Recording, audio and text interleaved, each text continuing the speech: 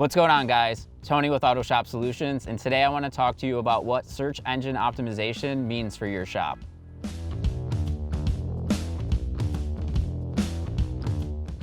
So first off, let's cover what SEO is. SEO is the process of making sure you get found more often on the first page of any search engine. So think Google, Bing, something along those lines. The way it works is by properly optimizing your site for keywords, it's going to help you get found more often.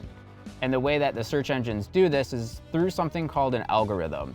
While the algorithms are kept secret by the search engines, with our years of experience, we know the secret formula to help you get found more often than your competitor.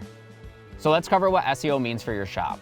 By having a strong SEO campaign, it's going to help you get found more often than your competitors. And the best way to do this is by identifying a strong keyword list to write content against on your website. That way, when people are searching for brake repair near you or check engine light repair, it gives you the opportunity via your content and your website and your SEO rankings to get found first on that specific search engine. So what makes SEO different at Autoshop Solutions? Just like we covered in our last blog post, it's really going to start with a high-performing website.